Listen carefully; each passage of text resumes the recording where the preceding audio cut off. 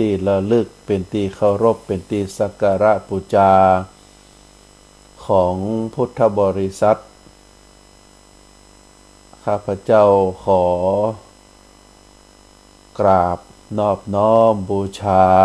แต่พระรัตนตรัยเจ้าเหล่านั้นขอถวายความเคารพพระมหาเถรานุเถระเจ้าคณะพระสังฆาธิการครูบาอาจารย์พระภิกษุหนุ่มสามเณรน้อยจุตนจุองค์ขอเจริญพรคณะสัทธาญาติโยมนักศีลนักบุญทั้งหลายวันนี้ก็ได้มีโอกาสมาปะกับท่านสาธุชนแห่งครั้งหนึ่งทางสถานีวิทยุคลื่นพระพุทธศาสนาคลื่นสีขาวแห่งนี้ก็ได้มาปะกันตามเวลานัดหมายธรรมะเป็นพระธรรมคำสอนขององค์สมเด็จพระสัมมาสัมพุทธเจ้าเป็นอาหารใจเป็นที่เฮาท่านทั้งหลายในฐานะที่เป็นเจ้าพุทธก็จำเป็นจะต้องศึกษาเรียนรู้การศึกษาเรียนรู้พระธรรมคำสอนนั้นก็มีอยู่หลายช่องทางเกิดจากการฟังครูบาอาจารย์อ่านหนังสือโดยเฉพาะพระไตรปิฎกหรือหนังสือธรรมะที่ครูบาอาจารย์เจ้าได้อ่านได้ค้นคว้าได้เขียนจากภาษาดั้งเดิมมาเป็นภาษาง่ายๆหรืออาจจะเกิดจากการสนทนาธรรม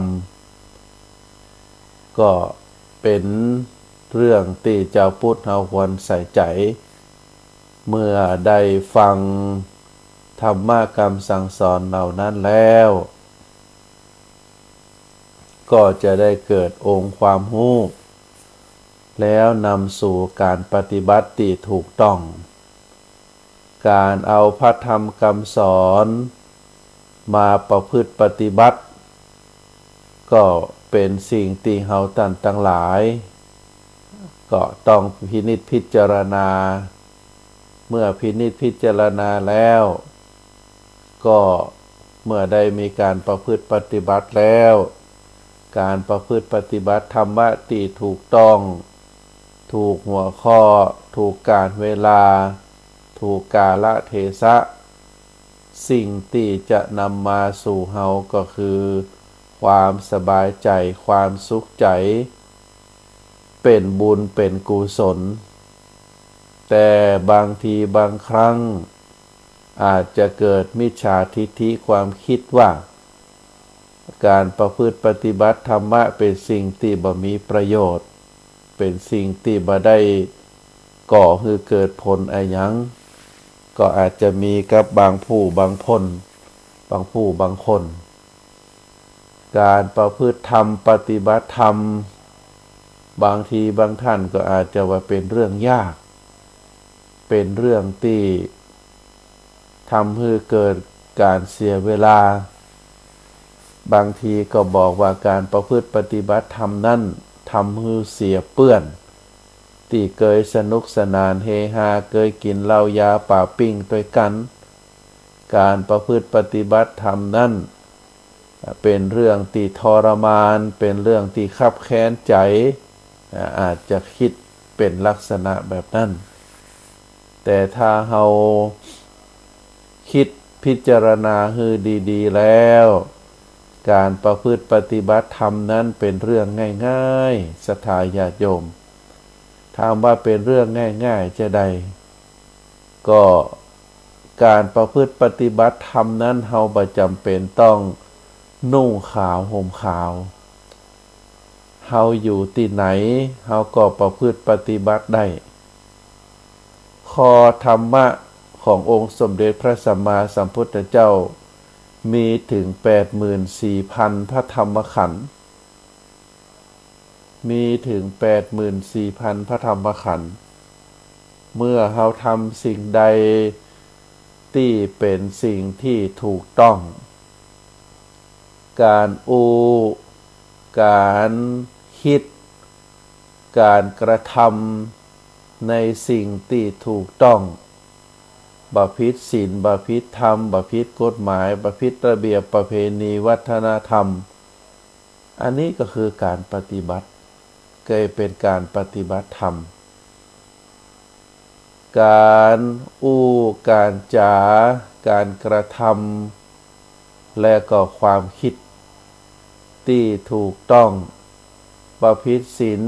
บ่ผิดธรรมบ่ผิดจารีตประเพณีวัฒนธรรมที่ดีงามก็ถือว่าเป็นการปฏิบัติธรรมความขยันหมั่นเพียรตื่นแต่เจ้าทำหน้าที่ของตนเองให้สมบูรณ์อันนี้ก็คือการปฏิบัติธรรมการรักษาความสะอาดภายในที่พักที่อาศัยคือสะอาดสะอ้านคือเป็นระเบียบเรียบร้อยอันนี้ก็เป็นการปฏิบัติธรรมการได้ดูแลคนรอบข้างเป็นลูกก็ดูแลพ่อดูแลแม่เป็นสามีภรรยาก็ดูแลซึ่งกันและกันเป็นพ่อเป็นแม่ก็ดูแลลูกเป็นลูกก็ดูแลพ่อดูแลแม่ปู่ย่าตายายตามโอกาสตามเวลาเป็นพี่เป็นน้องก็ดูแลซึ่งกันและกันตามโอกาสตามเวลาเมื่อได้ดูแลซึ่งกันและกันตามโอกาสตามเวลาอันนี้ก็ถือว่าเป็นการปฏิบัติธรรมการได้ให้ความช่วยเหลือในเพื่อนบ่ว่าจะเป็นญาติพี่น้องบ่ว่าจะเป็นสมาชิกในหมู่บ้านตามสมควรคนนี้มีงานศพเอาของไปหอมคนนี้ขึ้นบ้านใหม่เอาปัจจัยเอาสตางค์เอาเงินไปหอมตามสมควรตามฐานะคนนี้เปิ่นทำบุญให้พ่อให้แม่ได้ไปร่วมวันนี้ต่างวัดเปิ่นมีงานเอาหงตาลไปร่วมก็ถือว่าเป็นการปฏิบัติธรรมต่างนั้นการปฏิบัติธรรมก็คือการทำในสิ่งที่ถูกต้องถูกศีลถูกธรรมถูกกฎหมายบ้านเมืองเฮาถือว่าเป็นการปฏิบัติธรรมตรงกันข้ามถ้าเฮาทำสิ่งใดสิ่งหนึ่งที่มันผิดศีลผิดธรรมผิดกฎหมายบ้านเมืองผิดจารีตประเพณีวัฒนธรรมผิดระเบียบวินัยอันนั้นเฮาถือว่าบ่ใช่เป็นการปฏิบัติธรรมเป็นการล่วงละเมิดธรรมะเป็นการทำสิ่งที่มันบ่ถูกต้องก็ถือว่าเป็นฝ่ายอกุศลเป็นบาปเพราะฉะนั้นเมื่อเฮาท่านทั้งหลายได้ประพฤติปฏิบัติธรรมได้ทำสิ่งที่มันถูกต้องถูกศีลถูกธรรมถูกวินัยถูกระเบียบประเพณีกฎหมายสิ่งที่ตวยมาก็คือทำให้เฮานั้นบัดตุกใจมีแต่ความภาคภูมิใจมีแต่ความสุขใจตรงกันข้ามถ้าหากว่าเฮาทำเฮาเฮาคิดสิ่งที่มันบ่ถูกต้องสิ่งที่มันผิดศีลผิดธรรมผิดกฎหมายประเพณีวัฒนธรรมผิดจารีตที่พ่อแม่ปู่ย่าตายายเคยกระทำมา ถ้าหากว่าคืนทำไปก็จะเกิดแต่ความทุกข์ความไม่สบายใจความผิดกฎหมายบ้านเมืองเพราะฉะนั้นท่านสาธุชนพุทธบริษัททั้งหลายสุโขปุญญัสสะอุจจโยการได้สั่งสมคุณงามความดีการได้สั่งสมซึ่งบุญซึ่งกุศลความถูกต้องตามระเบียบวินัยตามกฎหมายประเพณีตามวัฒนธรรมสิ่งที่จะติดตามมาก็คือความสุขนะเป็นความสุขใจความสุขกาย ทุกคนได้หันว่าเราทำในสิ่งที่ถูกต้องเป็นตัวอย่างเป็นแบบอย่างมีแต่คนจะชื่นชมอาจจะมีคนอิจฉาริษยาอันนั้นก็เป็นเรื่องธรรมดาแต่ถ้าเราได้ทำในสิ่งที่มันบ่ถูกต้องมันผิดศีลผิดธรรมผิดกฎหมายผิดระเบียบผิดประเพณีวัฒนธรรมสิ่งติดตัวเฮามาก็คือความทุกข์ในสถายาโจมเป็นความทุกข์เป็นบาปเพราะฉะนั้นปาโปการสั่งสมซึ่งบาปย่อมนำมาซึ่งความทุกข์ทุกโขปาปัสสะอุจจโยทุกโขปาปัสสะอุจจโยการสั่งสมซึ่งบาปย่อมนำมาซึ่งความทุกข์สุโขปุญญัสสะอุจจโยการสั่งสมซึ่งบุญสั่งสมซึ่งคุณงามความดีนำมาซึ่งความสุขการสั่งสมบาปการสั่งสมสิ่งที่บ่ดีพฤติกรรมที่บ่ถูกต้องถ้าเราทำบ่อยๆก็จะนำมาซึ่งความทุกข์อันนี้ก็เป็นสิ่งที่เราทั้งหลายในฐานะที่เป็นเจ้าพุทธก็ควรระมัดระวังอย่างเช่นในขณะนี้ ท่านสาธุชนทั้งหลายได้ฟังพระธรรมคำสอนจากครูบาอาจารย์ทางคลื่นสถานีวิทยุแห่งนี้เมื่อฟังแล้วก็จะมีความสุขใจธรรมสวนังเอตัมมังคลมุตตมังการได้ฟังธรรมเป็นมงคลแห่งชีวิตการได้ฟังธรรมเป็นมงคลแห่งชีวิตเพราะฉะนั้นคำว่ามงคลก็เป็นความดีการได้ฟังธรรมก็เป็นความดีของแต่ละบุคคลได้เกิดสติปัญญาอย่างอี้เป็นต้นอาตมาภาพได้เคยกล่าวคือกับท่านสาธุชนในหลายๆครั้งหลายๆหนว่าการที่เฮาได้ทำบุญทำทานก็มีหลายอย่างหลายประการการทำบุญทำทานก็เป็นการสะสมบุญเป็นการสะสมสั่งสมคุณงามความดีดังนั้นเพราะฉะนั้นการก่อบุญก่อกุศลให้กับตัวเองในเบื้องต้นก็เป็นบุญกิริยาวัตถุบุญกิริยาวัตถุก็คือสิ่งที่ก่อให้เกิดบุญเกิดกุศลพระพุทธศาสนาได้กล่าวไว้3ประการแบบย่อมี3ประการก็คือการให้ทานการรักษาศีลการเจริญจิตภาวนาสิ่งประการนี้เราเรียกว่าบุญกิริยาวัตถุวัตถุก็คือสิ่งของกิริยาก็คืออาการการกระทำบุญก็คือคุณงามความดีสภาพที่รักษาจิตรักษาใจให้เป็นจิตใจที่สงบเยือกเย็นเป็นจิตใจที่มีความสุขเพราะฉะนั้นถึงสิ่งประการนี้เราเรียกว่าเป็นบุญกิริยาวัตถุ ก็คือตานังการฮือตาลศีลังคือการรักษาศีลภาวนาก็คือการเจริญจิตตภาวนาคือมีจิตใจสงบเยือกเย็นเป็นจิตใจนิ่งการพัฒนาจิตใจคือสูงมีความสูงขึ้นไปโดยศีลโดยธรรมโดยคุณงามความดีด้วยการประพฤติปฏิบัติคือมีความเรียกว่าสงบเยือกเย็น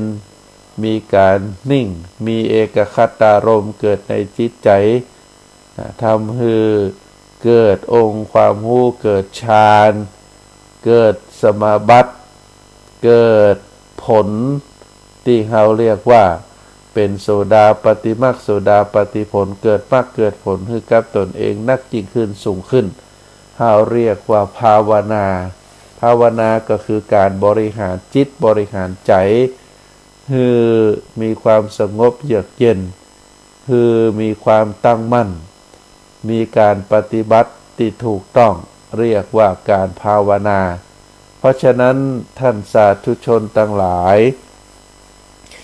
ถึง3 สิ่ง 3 ประการนี้ที่เรียกว่าบุญกิริยาวัตถุนั้นเป็นของต่อเนื่องกันเนอะศรัทธาญาติโยม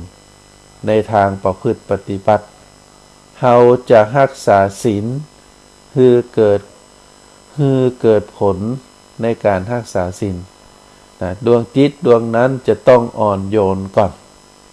ถ้าจู่ๆจะไปรักษาศีลแต่ว่าเป็นดวงจิตที่แข็งกระด้างเป็นดวงจิตที่หยาบก็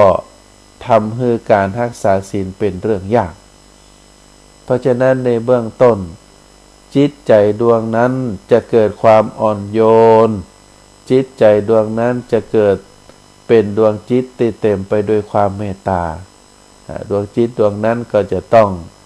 มองโลกในแง่ดีมองสรรพสิ่งทั้งหลายเป็นเปื้อนมองสรรพสัตว์ทั้งหลายเป็นเปื้อนตนเป็นจิตใจที่อุดมสมบูรณ์ไปด้วยเมตตาเป็นดวงจิตที่อุดมสมบูรณ์ไปด้วยความกรุณาความเมตตากรุณามุทิตาอุเบกขาถึง4 หัวข้อนี้เป็นเรื่องเกี่ยวกับจิตใจถ้าจิตใจดวงไหนที่มีเมตตาคือการช่วยเหลือซึ่งกันและกันคือการช่วยเหลือแก่บุคคลรอบข้างคือการช่วยเหลือแก่บุคคลทั่วไปคือการช่วยเหลือแก่สรรพสัตว์บ่ว่าสัตว์เดรัจฉานบ่ว่าจะเป็นมนุษย์ด้วยกันถ้าคือได้การช่วยเหลือโดยเฉพาะการแบ่งปันสิ่งของก็ดีการให้อภัยก็ดีการแผ่เมตตาก็ดีการมองคนในแง่ดีก็ดีถ้าได้ประพฤติปฏิบัติเป็นลักษณะแบบนี้แล้วเราถือว่าเป็นการปูจิตปูใจคือเป็นจิตใจที่เต็มไปด้วยความเมตตากรุณาคือเป็นดวงจิตที่มีความปราณีคือเป็นดวงจิตที่มีความเยือกเย็นมีความเรียกว่ามีความเมตตามีความรักมีความปรารถนาเป็นพื้นฐานเป็นดวงจิตที่บ่โหดร้ายทารุณเป็นดวงจิตที่บ่เต็มไปด้วยตัณหาราคะเพราะฉะนั้นการดูแลเรื่องจิตใจปูให้จิตใจเป็นคนเยือกเย็นปูให้จิตใจเป็นคนมีพื้นฐานในทางด้านความเมตตากรุณาอันนี้เป็นเรื่องสำคัญเป็นบุญกิริยาวัตถุอันที่หนึ่งที่ว่าการฮือทานก็คือการฮือการแบ่งปันการฮืออภัยการฮือโอกาสแก่บุคคลอื่นอันนี้เราถือว่าเป็นเรื่องที่เราตั้งหลายจะต้องใส่ใจ ศรัทธาท่านสาธุชนทั้งหลายเมื่อเฮามีจิตใจที่เต็มไปด้วยเมตตากรุณาแล้วมีดวงจิตที่เต็มเปี่ยมไปด้วยความปราณีมีดวงจิตที่มองทุกคนเป็นมิตรเป็นญาติพี่น้องเป็นเพื่อนร่วมโลกก็จะเป็นสภาพจิตที่ดีเป็นสภาพจิตที่งามเมื่อดวงจิตดวงนั้นมีแต่ความเมตตาก็ถือว่าเป็นบุญเป็นดวงจิตที่ได้รับการอบรมได้การพัฒนามาเป็นอย่างดีเมื่อเป็นลักษณะแบบนี้แล้วเฮาก็ได้พัฒนาจิตของเฮาให้มีความสูงขึ้นก็คือการสมาทานศีล5ข้อเป็นศีลที่ป้องกันให้เฮานั้นโดยเฉพาะศีลข้อที่1ก็คือป้องกันเฮาบ่ให้เป็นคนโหดร้ายศีลข้อที่2ป้องกันบ่ให้เฮาเป็นคนมือไวศีลข้อที่3ป้องกันให้เฮานั้นเป็นคนบ่ให้เป็นคนใจเรียวประการที่4ศีลข้อที่4นั้นก็คือป้องกันให้เฮานั้นบ่เป็นคนโกหกมดเท็จศีลข้อที่5ป้องกันบ่ให้เฮาเป็นคนหมดสติป้องกันบ่ให้เป็นคนโหดร้ายมือไวใจเร็วพูดปดหมดสติศีลถึง5ข้อนี้ถ้าเฮาสามารถจะทำได้รักษาได้ถึง5ข้อบุคคลคนนั้นจะต้องมีใจที่มีความเมตตากรุณาเป็นพื้นฐานอย่างเช่นศีลข้อที่1คนที่มีเมตตานั้นจะเป็นคนที่บ่โหดร้ายคนที่มีเมตตาจะบ่เป็นคนมือไวหันคนทุกคนหันสัตว์ทุกประเภทเป็นเพื่อนร่วมโลกเป็นคนที่ต่างมีหน้าที่ที่จะต้องประพฤติปฏิบัติเมื่อหันเป็นลักษณะแบบนี้แล้วหันทุกคนหันสรรพสิ่งเป็นเพื่อนเป็นญาติเป็นพี่เป็นน้องก็จะบ่ทำร้ายหันทรัพย์สมบัติของคนอื่นเหมือนกับก้อนวัตถุบ่ใจของเฮาบ่ใจเป็นของเฮาเพราะฉะนั้นถามว่าจะมีเป็นคนมือไวขโมยขโจรนั้นก็จะบ่เกิดขึ้นเป็นคนป้องกันบ่เป็นคนใจเรียวคนมีศีลมีธรรมโดยเฉพาะคนมีเมตตานั่นก็หันทุกคนเหมือนพี่เหมือนน้องเพราะฉะนั้นก็จะบ่ด่วนใจเรียวบ่ประพฤติผิดศีลข้อกาเมสุมิจฉาจารคนที่มีจิตใจเมตตาปราณีเป็นจิตใจที่เต็มไปด้วยธรรมะนั้นก็จะบ่เป็นคนขี้ปดแล้วก็จะบ่ล่วงละเมิดศีลข้อที่5ในการดื่มสุราเมลัยตลอดยาเสพติดสิ่งเสพติดทั้งหลายอันนี้เป็นสิ่งที่คนเฮาทั้งหลายสามารถวิเคราะห์สามารถดูได้ว่าคนที่มีจิตใจมีความเมตตานั้นก็สามารถที่จะรักษาศีล5ข้อครบเป็นการส่งผลซึ่งกันและกันเป็นการส่งผลบุญกิริยาวัตถุข้อที่1สู่บุญกิริยาวัตถุข้อที่2ก็คือการรักษาศีลเป็นบุญที่สูงกว่าเป็นบุญที่อุกฤษบุญอันที่1เป็นบุญพื้นฐานบุญขั้นที่2เป็นมหาบุญเป็นมหาบุญก็คือเป็นบุญอันยิ่งใหญ่ที่ยิ่งใหญ่ที่เราสามารถรักษาศีลถึง5ข้อได้ท่านสาธุชนพุทธบริษัททั้งหลายเมื่อเราสามารถที่จะรักษาศีลถึง5ข้อได้โดยความบริสุทธิ์โดยความเต็มใจการประพฤติปฏิบัติเป็น นิสัยถาวรเรียกว่าเป็นการปฏิบัติที่ยั่งยืนเฮาปูพื้นฐานจิตใจของเฮาเป็นจิตใจที่เยือกเย็นเป็นจิตใจที่คือมีความฮักมีความเมตตาต่อสรรพสัตว์ทั้งหลายแล้วพัฒนาขึ้นสู่บุญขั้นที่สองก็คือการสมาทานศีลการรักษาศีลได้ถึง5 ข้อก็ถือว่าเป็นมหาบุญเป็นบุญอันยิ่งใหญ่เมื่อเราสามารถรักษาศีลถึง5 ข้อได้ข้อที่3ก็คือข้อภาวนาคำว่าภาวนาเป็นความหมายนัยยะอันหนึ่งก็คือทำให้จิตนั้นสงบเยือกเย็นเป็นดวงจิตที่ปราศจากตัณหาราคะเป็นดวงจิตที่ปราศจากโทสะเป็นดวงจิตที่ปราศจากโมหะเมื่อดวงจิตดวงนั้นบ่มีความโลภความโกรธความหลงเป็นดวงจิตที่ใสสะอาดบริสุทธิ์แล้วก็โดยอาศัยสติปัญญาพัฒนาโดยอาศัยปัญญาไปอาศัยสติกำกับดูแลพัฒนาจิตพัฒนาใจก็ทำให้ก่อบุญก่อกุศลในระดับสูงสุดเราเรียกว่าเป็นบุญจากบุญพื้นฐานเป็นมหาบุญจากมหาบุญแล้วก็ถือว่าเป็นยอดของบุญปรมัตถปฏิปทาเป็นบุญอันยิ่งใหญ่เป็นบุญที่สุดยอดในทางพระพุทธศาสนาเมื่อดวงจิตดวงนั้นเป็นดวงจิตที่ได้รับการปูพื้นฐานคือเมตตา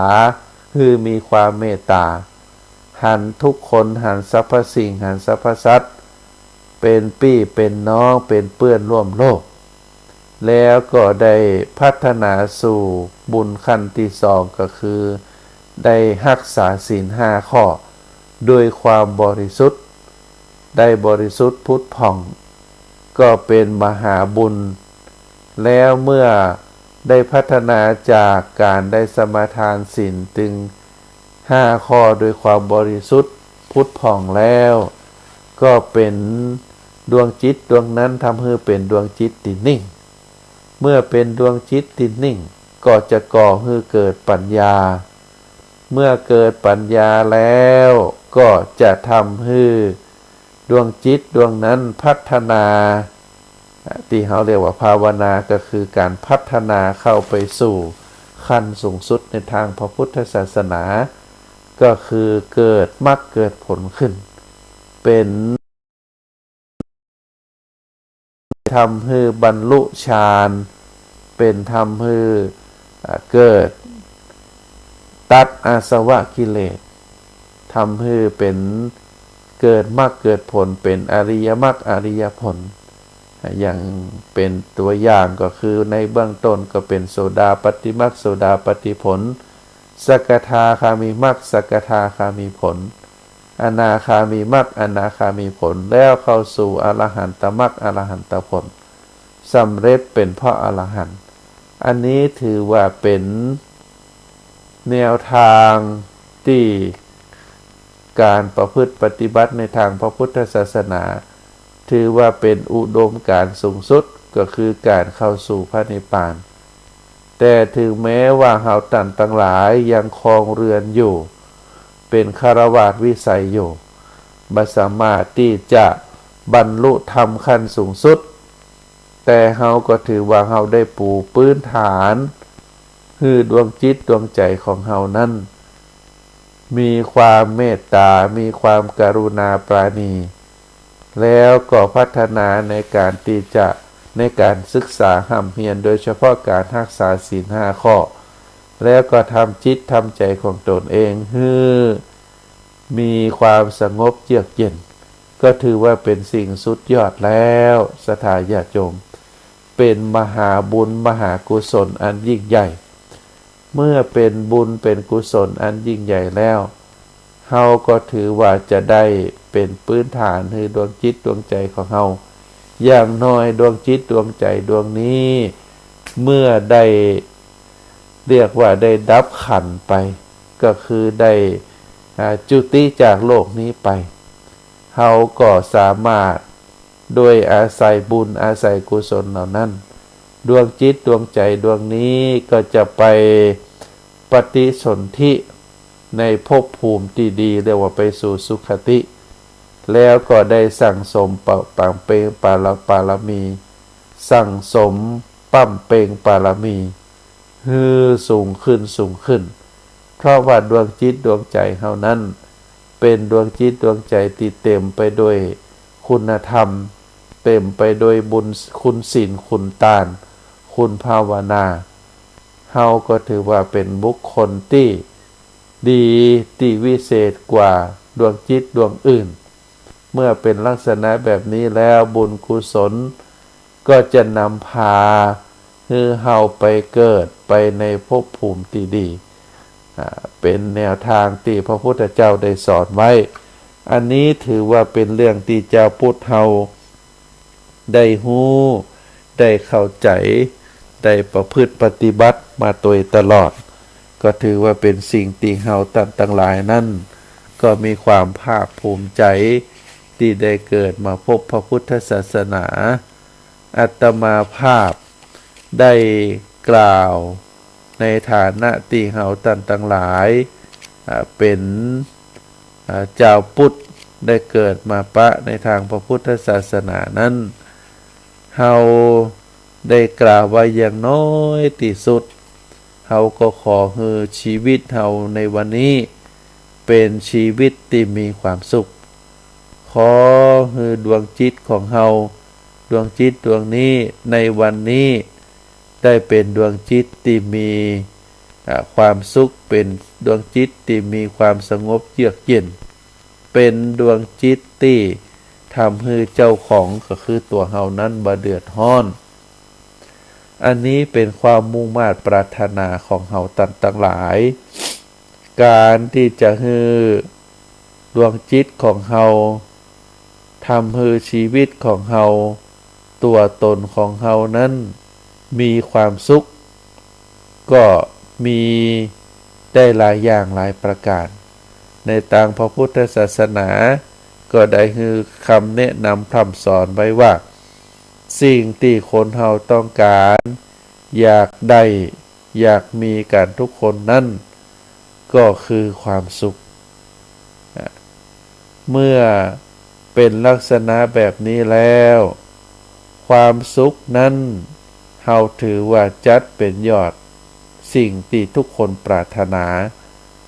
เพราะถ้าคนเฮามีความสุขดีก็ได้ชื่อว่ามีทุกสิ่งทุกอย่างสมบูรณ์ดังนั้นจึงอาจกล่าวได้ว่าการที่คนเฮาประกอบกิจการต่างๆเพื่อหาเงินหาทองก็ดีหากินหาใจก็ดี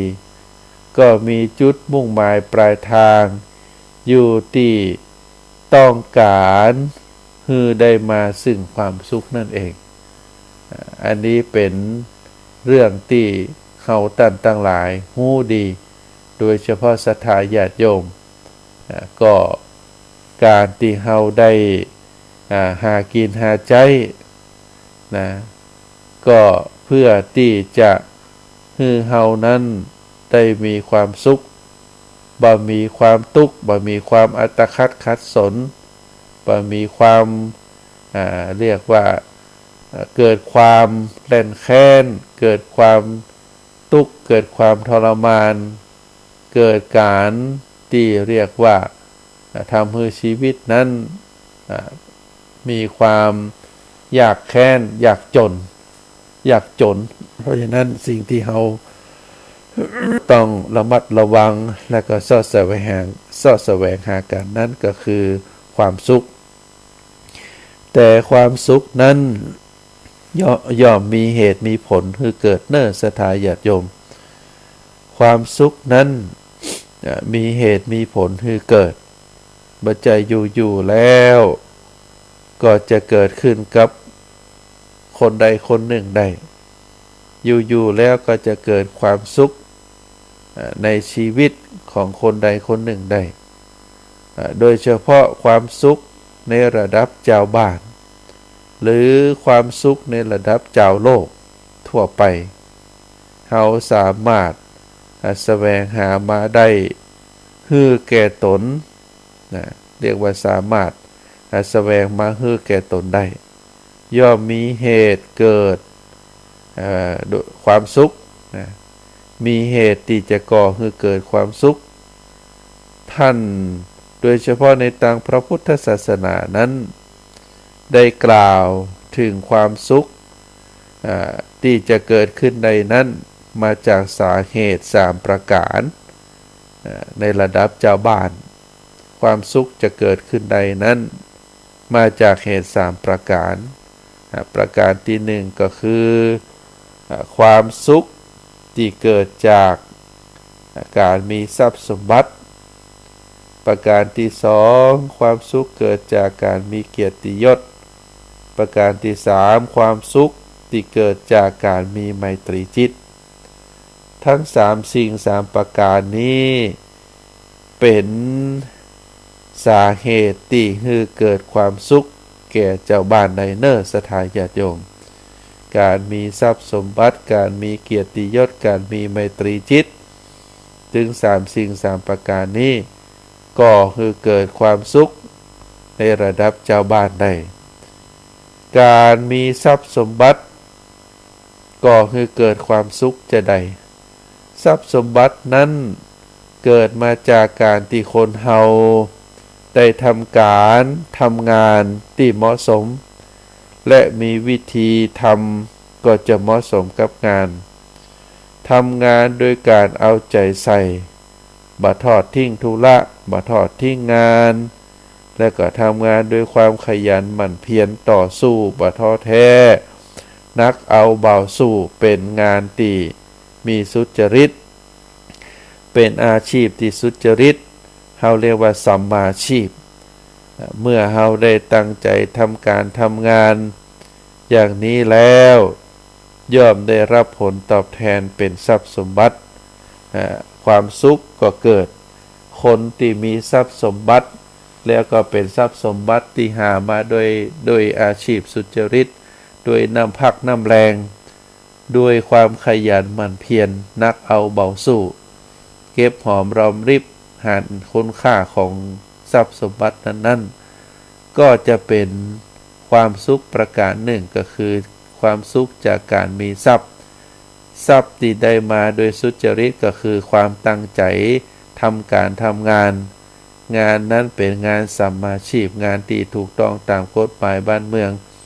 ตามจารีตประเพณีวัฒนธรรมก็ให้เกิดความสุขได้ตรงกันข้ามถ้าการมีทรัพย์ได้ทรัพย์มาโดยการทุจริตการฉ้อโกงการค้าขายในสิ่งที่มันผิดศีลผิดธรรมค้าขายยาเสพติดอย่างเฮาหันข่าวถึงแม้มีทรัพย์สินเงินทองมีเป็นหลายร้อยล้านแต่ทรัพย์สินเงินทองเหล่านั้นได้มาโดยที่บ่ถูกต้องตามศีลตามธรรมก็จะก่อให้เกิดความทุกข์บ่ได้ก่อให้เกิดความสุขตรงกันข้ามถ้าทรัพย์สินเงินทองเกิดขึ้นมาโดยน้ำพักน้ำแรงโดยสัมมาชีพเป็นอาชีพที่ถูกต้องตามกฎหมายเป็นทรัพย์สินที่ได้มาจากการเก็บหอมรอมริบจากความขยันหมั่นเพียรอันนี้ก็จะก่อให้เกิดความสุขในศรัทธาญาติโยมซึ่งเป็นความสุขขั้นที่1ท่านสาธุชนพุทธบริษัททุกท่านความสุขข้อต่อไปนั้นก็คือการได้มีเกียรติยศคำว่าเกียรติยศนั้นเป็นยศที่มีเกียรติเป็นยศที่มีความยิ่งใหญ่ไผผู้ใดผู้หนึ่งที่ได้รับยกย่องคือเกียรติเฮาก็ถือว่าบุคคลนั้นเป็นเกียรติยศบางครั้งคำว่าเกียรติยศนั้น อาจจะเกิดจากบุคคลคนนั้นได้ประพฤติศีลประพฤติธรรมเป็นคนมีสัจจะเป็นคนรักษาสัจจะเป็นคนซื่อสัตย์ต่อตนเองและก็ผู้อื่นมีความจริงใจต่อทุกคนสัจจะนี้ทำให้คนเฮานั้นมีเกียรติยศได้รับความนิยมยกย่องจากคนทั่วไปบางทีบางอย่างเกียรติยศนั้นก็เฮาถือว่าเป็นคนมีศักดิ์มเหสักโขการได้รับสถาปนาการได้รับยกย่องการได้รับแต่งตั้งจากองค์กรใดองค์กรหนึ่งได้ประกาศคุณงามความดีของท่านผู้นั้นซึ่งบางทีคนที่ได้รับการยกย่องจากหน้าที่การงานจากตำแหน่งเฮาก็ถือว่าเป็นคนมีเกียรติเพราะฉะนั้นคนมีเกียรตินั้นประการที่หนึ่งเมื่อได้รับการยกย่องจากสถาบันจากองค์กรจากที่เฮาได้ประกอบหน้าที่การงานได้ยกคือเป็นหัวหน้าอย่างเช่นผู้ว่าราชการจังหวัดนายอำเภอหรือบางทีองค์การบริหารส่วนตำบลนายกอบตนายกอบจส่วนองค์การส่วนบริหารส่วนจังหวัดอย่างก็ดีประชาชนทั้งหลายได้เลือกท่านหรือบางทีได้รับการแต่งตั้งจากกระทรวงทบวงกรมคือเป็นพลที่คือท่านนั้นได้เป็นหัวหน้าได้เป็นคนมีเกียรติเพราะฉะนั้นบุคคลเหล่านี้ถือว่าเป็นคนดีมีศีลธรรมจึงได้รับการยกย่องในส่วนของบุคคลทั้งหลายก็มักจะยกย่องคนที่เป็นคนมีสัจจะเป็นคนมีศีลมีธรรมเป็นคนมีความซื่อสัตย์ต่อตนเองและก็คนอื่นมีความจริงใจต่อทุกคนสัจจะนี้เฮาถือว่าอภัยก็แล้วแต่ที่ได้รับการยกย่องและถือว่าเป็นคนมีเกียรติ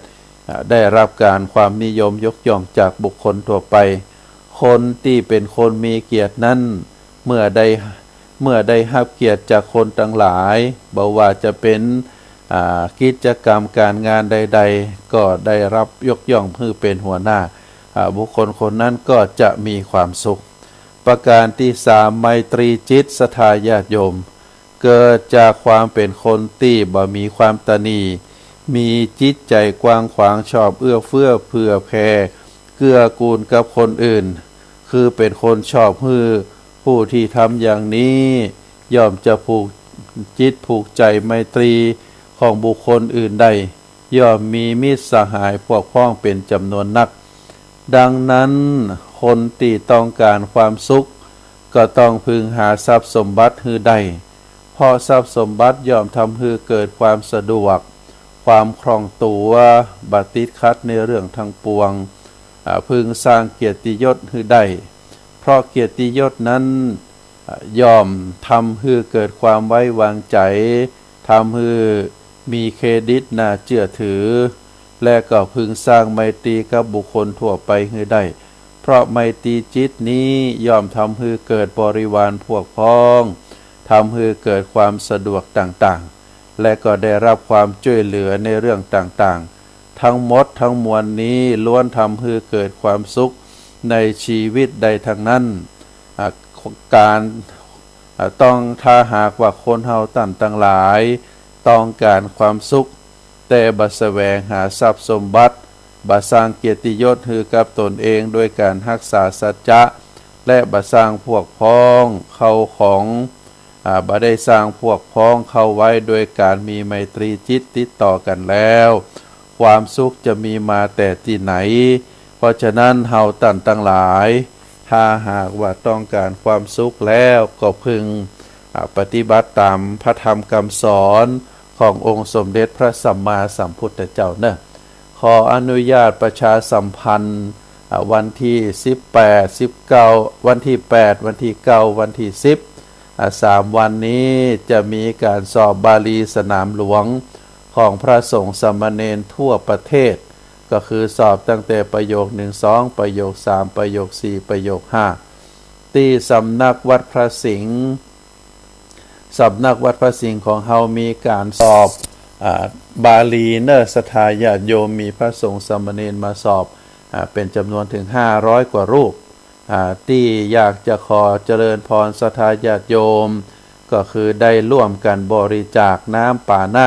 จะเป็นน้ำดื่มน้ำหวานน้ำอัญญังก็ได้เพื่อถวายความสะดวกแก่พระภิกษุสามเณรที่เข้าสอบและก็ถวายความสะดวกแก่คณะกรรมการผู้ควบคุมห้องสอบอาตมาภาพอยากจะได้โซดาเนื้อศรัทธาญาติโยมโซดาจะได้เอามาชงเป็นโซดาน้ำแดงเอาคือคณะกรรมการผู้ควบคุมห้องสอบดื่มเย็นๆพอเปิ่นปฏิบัติหน้าที่ของเปิ่นส่วนลูกเตนลูกพระที่ได้มาเข้าสอบนั่นก็จะถวายน้ำธรรมดาน้ำดื่มน้ำเย็นหรือจะเป็นน้ำผลไม้ก็ได้นะเฮาบัดถวายกาแฟจะบัดถวายเครื่องที่เป็นน้ำดื่มอย่างเช่นน้ำที่มีบำปลอดภัยต่อร่างกายของเปิ้นจะถวายน้ำผลไม้น้ำดื่มสดๆถ้าศรัทธาญาติโยมท่านใดมีความต้องการจะทำบุญก็ขอติดต่อได้นะติดต่อที่อาตมาภาพพระครูปริยัติกิจจาภิวัตรโทรศัพท์0892642485ใครที่จะบริจาคน้ำก็ขอเชิญติดต่อได้การสอบนั้นจะมีช่วงบ่ายในศรัทธาญาติโยมบ่ายโมงเป็นต้นไปจนถึงเวลาประมาณ5 โมงเย็นนะการสอบบาลีนี้จะสอบเหมือนท่านใดที่จะมีส่วนร่วมในการบริจาคภัตตาหารเพลก็ขอน้อมเจริญพรได้นะก็ขอติดต่อได้ตามเบอร์โทรศัพท์0892642485อาตมาภาพขอนำรายการจากท่านสาธุชนไปก่อนไว้โอกาสหน้าเฮาปากันให้ใหม่นอขอให้บุญกุศลตีตันทั้งหลายได้กระทำบำเพ็ญมาโดยตลอดได้รวมกันเป็นตบะเป็นเดชะเป็นพระปัจจัยอำนวยอวยพรให้ศรัทธาญาติโยมทุกท่านได้มีความสุขได้มีความเจริญนิราชขาดแคล้วจากทุกข์จากโศกจากโรคจากภัยจากพยันตรายทั้งหลายจงเจริญโดยจตุรพิธพรชัยมีอายุวันนะสุขภละปฏิภาณธนสารธรรมสารสมบัติรุ่งเรืองโดยลาภยศสุขสรรเสริญจงทุกประการเทินขอเจริญพร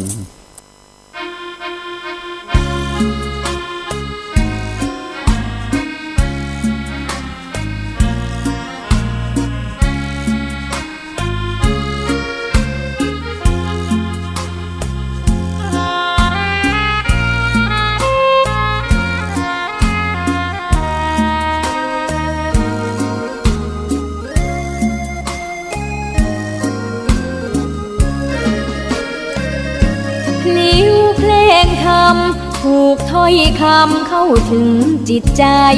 ฟังรายการวิทยุเสียงใส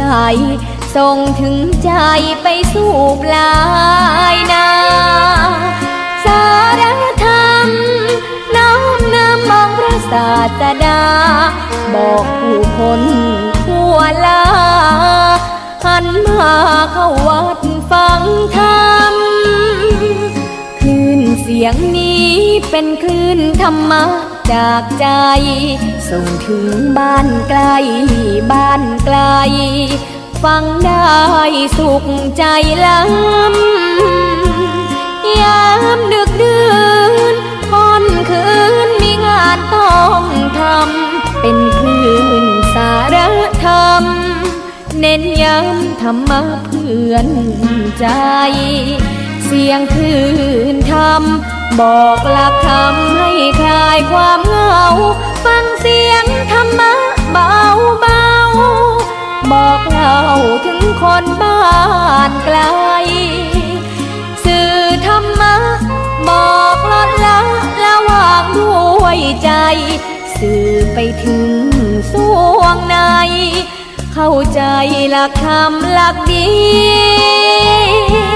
พลิ้วเพลงธรรมผูกสัมพันธ์จิตใจร่าเริงฟังสาระธรรมะบันเทิ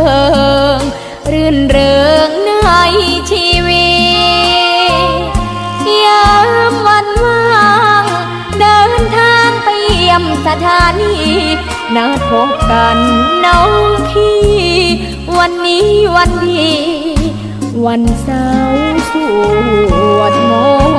นต์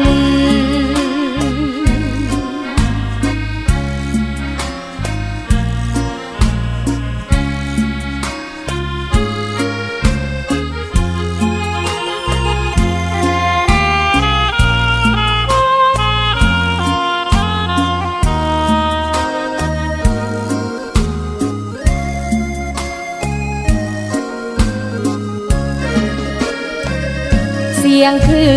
นธรรมบอกหลักธรรมให้คลายความเหงาฟังเสียงธรรมะเบาเบาบอกเล่าถึงคนบ้านไกลสื่อธรรมะบอกลดละวางด้วยใจสื่อไปถึงสวงในเข้าใจหลักธรรมหลักดีพลิ้วเพลงธรรมผูกสัมพันธ์จิตใจร่าเริงฟังสาระธรรมะบันเทิงรื่นเริงในชีวิตยามวันว่างเดินทางไปเยี่ยมสถานีนัดพบกันน้องพี่วันนี้วันดีวันเสาร์สวดมนต์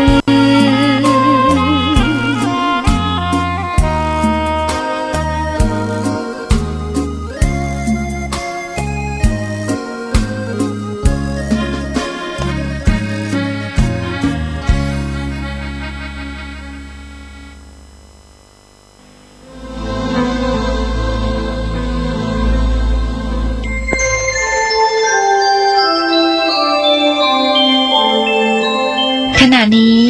ท่านกำลังฟังสถานีวิทยุกระจายเสียงพระพุทธศาสนา FM 104.5 เมกะเฮิรตซ์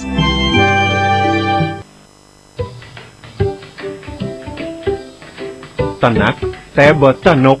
กับเชื้อไวรัสโคโรนาสายพันธุ์ใหม่ 2019 หรือโควิด -19 เฮามาดูแลตัวเก่าเพื่อปลอดภัยจากเชื้อไวรัสกันดีกว่าห่วมแห่งห่วมใจ 1. กลิ่นฮ้อน 2. จ้อนกลาง 3. ล้างมือ 4. สวมหน้ากากอนามัย 5. ออกกำลังกายหากมีอาการเหล่านี้ให้รีบไปพบแพทย์ 1. มีไข้สูงมากกว่า 37.5 องศา 2. ไอ 3. เจ็บคอ 4. น้ำมูกไหล 5. หายใจเหนื่อยหอบหายใจลำบากและหลีกเลี่ยงการเดินทางไปประเทศกลุ่มเสี่ยงหรือหากเดินทางจากประเทศกลุ่มเสี่ยงต้องบ่ปกปิดข้อมูลหากบ่แน่ใจรีบเข้าตรวจหาเชื้อที่โรงพยาบาลใกล้บ้านขอให้ทุกคนร่วมรับผิดชอบต่อสังคมป้องกันและเฝ้าระวังการแพร่ระบาดแค่นี้ประเทศไทยก็ห่างไกลจากเชื้อไวรัสโคโรนา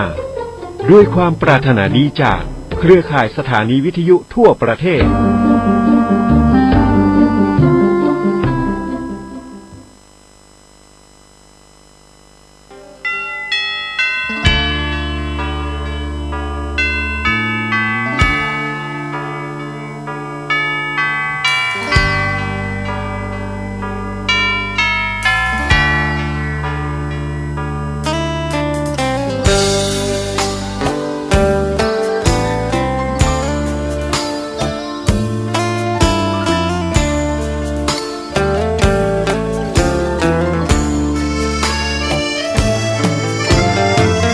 เชิญชวนทุกท่านเข้าวัดเข้าวา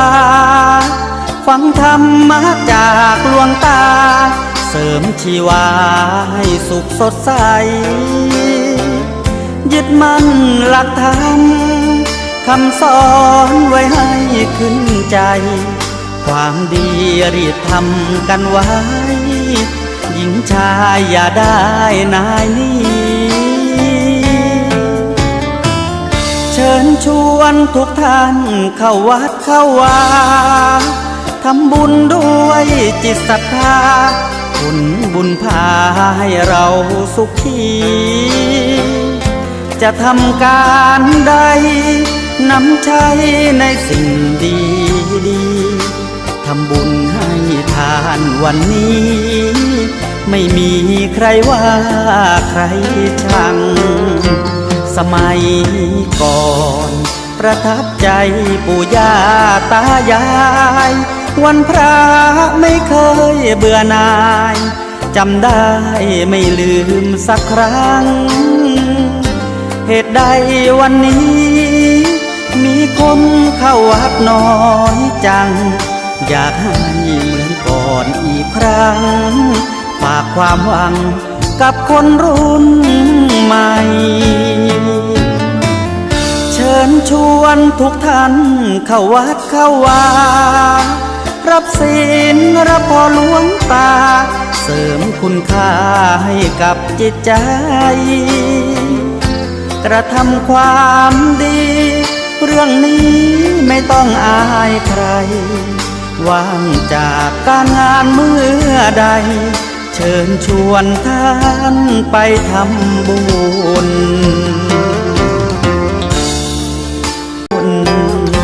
กระทำความดีเรื่องนี้ไม่ต้องอายใครฝากเพลงเชิญชวนหญิงชายอย่าอายเรื่องการทำบุญ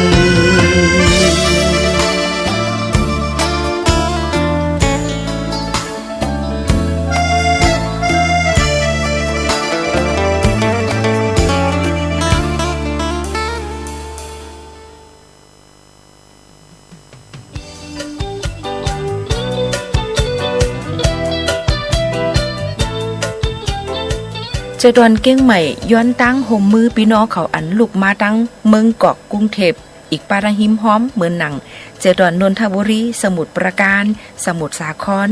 นครปฐมและปทุมธานีเตเมื่อวันที่22เดือน3 2สิงหาปากปลาย63เตมานั่นเฮออยู่เฮิรนไว้14วันรูรวมด้วยถึงลองป้ายอยู่ลีอีกป้าผายล่มถวยใจเขากูวันอย่าไปอยู่จำจอมกวนต่างก้อและอ้อยก้ออ้อยเซเฮ็ดจมหนังปักเปิงอันมอยาเขาลัดไว้นั่นข้อที่1อย่าไปกินข้าวโฮมหมูและเจ้าจ่อหวานโฮมกันจอมต่างก้อข้อที่2อย่าไปเจอคู่ของศูนย์ตัวโฮมจอมต่างก้อเหมือนหนังผ้าเช็ดตัวมอนโหผ้าห่มก๊อกน้ำจ่อหวานข้อที่3ใกล้ล้างมือลุยก่อนสีสบู่ดีเอสุดมันซาวจักัน และแอลกอฮอล์ 70% ถูมือเฮาป้อแห้งข้อที่4อยู่ห่างไกลอุบกุมจอ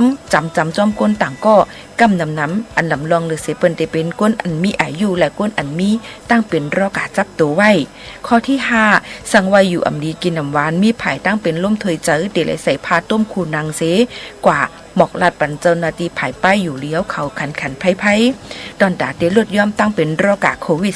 -19 ลูกตีคณะกรรมการโรคติดต่อเจดอนเก้งใหม่บอกลาถึงมา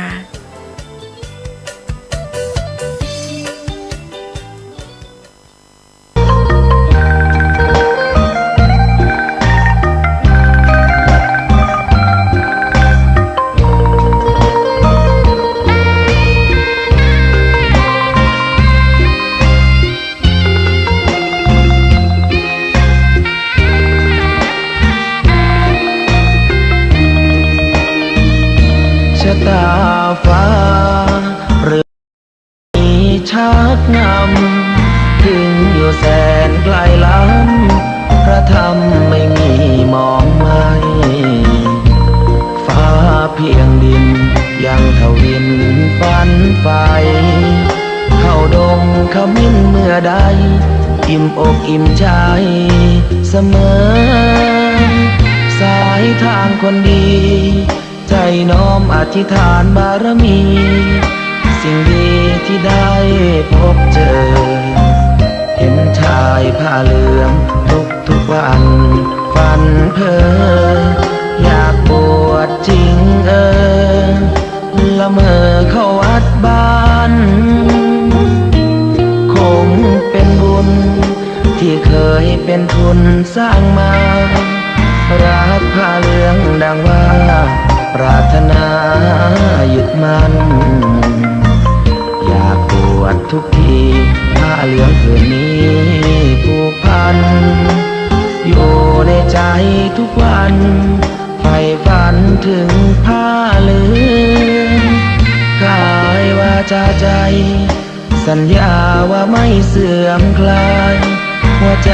มุ่งหมายเนืองไม่มีอะไรมากันให้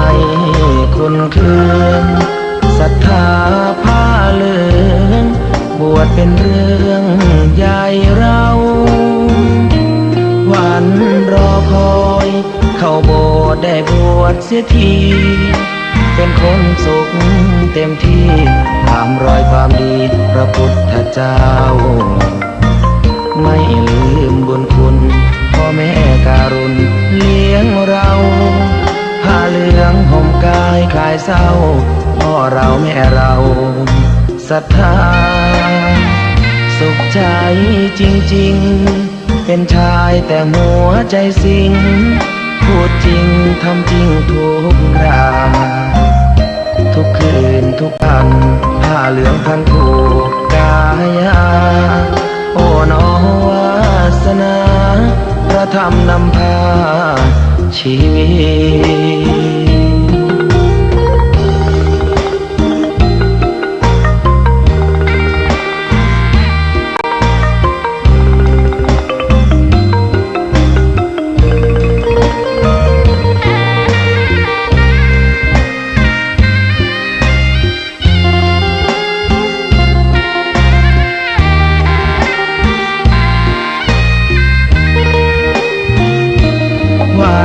รอคอยเข้าโบสถ์ได้บวชเสียทีเป็นคนสุขเต็มที่ตามรอยความดีพระพุทธเจ้าไม่ลืมบุญคุณพ่อแม่การุณเลี้ยงเราผ้าเหลืองห่มกายคลายเศร้าพ่อเราแม่เราศรัทธาสุขใจจริงๆเป็นชายแต่หัวใจสิงพูดจริงทำจริงทุกราทุกคืนทุกวันผ้าเหลืองพันผูกกายาโอ้น้อวาสนาพระธรรมนำพาชีวิต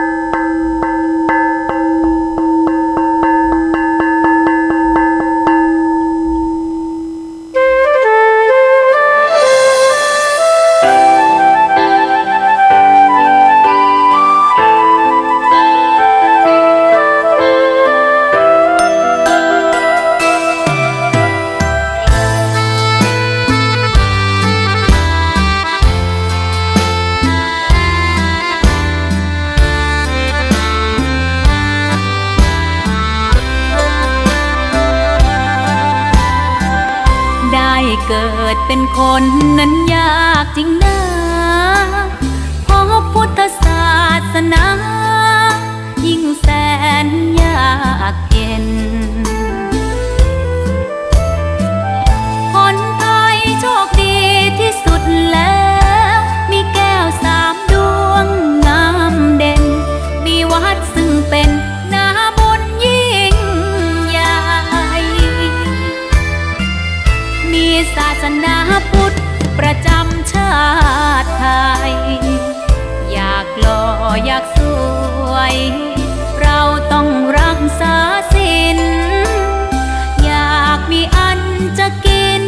ต้องหมั่นทำบุญทำทานเอาไว้ เข้าวัดสวดมนต์ฝึกฝนสติให้ว่องไว รีบทำตอนที่เราทำเองได้ อย่ารอจนตายถึงเข้าวัดว่า เข้าวัดยามเป็นจะได้เห็นแต่น้ำใจ เข้าวัดยามตายจะได้เห็นแต่น้ำตา ก่อนจะสายเกินขอเชิญมาใช้ชีวิตให้คุ้มค่า เจริญทานศีลภาวนา สั่งสมบารมีไว้ ทำบุญตอนที่ยังมีชีวิต ย่อมดีกว่ารอเขาอุทิศบุญให้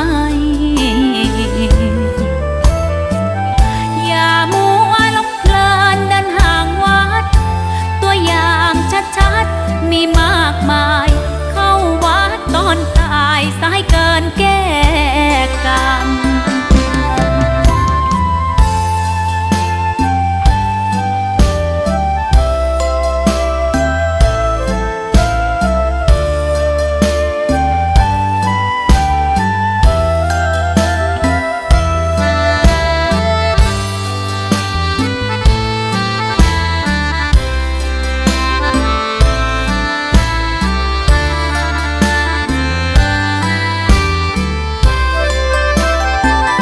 เข้าวัดยามเป็น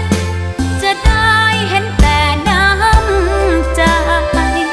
เข้าวัดยามตายจะได้เห็นแต่น้ำตา ก่อนจะสายเกินขอเชิญมาใช้ชีวิตให้คุ้มค่า เจริญทานศีลภาวนา สั่งสมบารมีไว้ ทำบุญตอนที่ยังมีชีวิต ย่อมดีกว่ารอเขาอุทิศบุญให้ อย่ามัวหลงเพลินเดินห่างวัด ตัวอย่างชัดๆมีมากมาย เข้าวัดตอนตายสายเกินแก้กรรม เข้าวัดยามเป็นผลบุญหนุนนำ เข้าวัดยามเป็นจะได้เห็นแต่น้ำใจ เข้าวัดยามตายจะได้เห็นแต่น้ำตา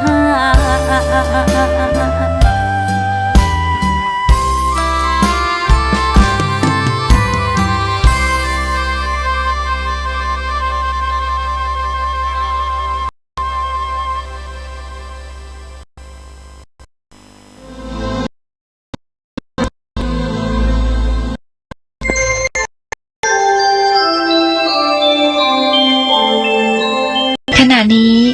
ท่านกำลังฟังสถานีวิทยุกระจายเสียง FM 104.5 เมกะเฮิรตซ์ นมัสการเจ้าค่ะวิกฤตโควิด -19 จะมีหลักธรรมใดช่วยได้บ้างไหมเจ้าคะ เจริญพรสมัยพุทธกาลเกิดเหตุโรคระบาดในเมืองไวสาลีพระพุทธเจ้าให้คณะสงฆ์สวดพระพุทธมนต์เพื่อความเป็นสิริมงคลของบ้านเมืองและให้ประชาชนมีสติเกิดปัญญารอดพ้นจากภัยพิบัติได้ สถานการณ์นี้ทุกคนตระหนักแต่อย่าตื่นตระหนก คนไทยต้องมีสติเพื่อฝ่าวิกฤตโควิด -19 ไปด้วยกัน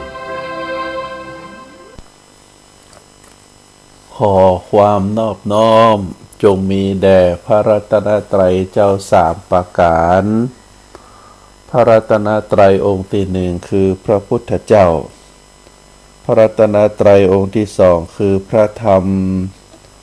พระรัตนตรัยองค์ที่สามคือพระอริยสงฆ์ พระรัตนตรัยนั้นเป็นที่เปิ้งเป็นที่ระลึกเป็นที่เคารพเป็นที่สักการะบูชาของพุทธบริษัท ข้าพเจ้าขอกราบนอบน้อมบูชาแต่พระรัตนตรัยเจ้าเหล่านั้นขอถวายความเคารพพระมหาเถรานุเถระเจ้าคณะพระสังฆาธิการครูบาอาจารย์พระภิกษุหนุ่มสามเณรน้อยจุตนจุองค์ขอเจริญพรคณะญาติโยมนักศีลนักบุญทั้งหลายวันนี้ก็ได้มีโอกาสมาปะกับท่านสาธุชนแห่งครั้งหนึ่งทางสถานีวิทยุคลื่นพระพุทธศาสนาคลื่นสีขาวแห่งนี้ก็ได้มาปะกันตามเวลานัดหมายธรรมะเป็นพระธรรมคำสอนขององค์สมเด็จพระสัมมาสัมพุทธเจ้าเป็นอาหารใจเป็นที่เฮาท่านทั้งหลายในฐานะที่เป็นเจ้าพุทธก็จำเป็นจะต้องศึกษาเรียนรู้การศึกษาเรียนรู้พระธรรมคำสอนนั้นก็มีอยู่หลายช่องทางเกิดจากการฟังครูบาอาจารย์อ่านหนังสือโดยเฉพาะพระไตรปิฎกหรือหนังสือธรรมะที่ครูบาอาจารย์เจ้าได้อ่านได้ค้นคว้าได้เขียนจากภาษาดั้งเดิมมาเป็นภาษาง่ายๆหรืออาจจะเกิดจากการสนทนาธรรมก็เป็นเรื่องที่เจ้าพุทธเราควรใส่ใจเมื่อได้ฟังธรรมะคำสั่งสอนเหล่านั้นแล้วก็จะได้เกิดองค์ความรู้แล้วนำสู่การปฏิบัติที่ถูกต้องการเอาพระธรรมคำสอนมาประพฤติปฏิบัติทั้งหลายก็ต้องพินิจพิจารณาเมื่อพินิจพิจารณาแล้วก็เมื่อได้มีการประพฤติปฏิบัติแล้วการประพฤติปฏิบัติธรรมะที่ถูกต้องถูกหัวข้อถูกกาลเวลาถูกกาลเทศะสิ่งที่จะนำมาสู่เฮาก็คือความสบายใจความสุขใจเป็นบุญเป็นกุศลแต่บางทีบางครั้งอาจจะเกิดมิจฉาทิฏฐิความคิดว่าการประพฤติปฏิบัติธรรมะเป็นสิ่งที่บ่มีประโยชน์เป็นสิ่งที่บ่ได้ก่อให้เกิดผลอะไรหยังก็อาจจะมีกับบางผู้บางคนการประพฤติธรรมปฏิบัติธรรมบางทีบางท่านก็อาจจะว่าเป็นเรื่องยากเป็นเรื่องที่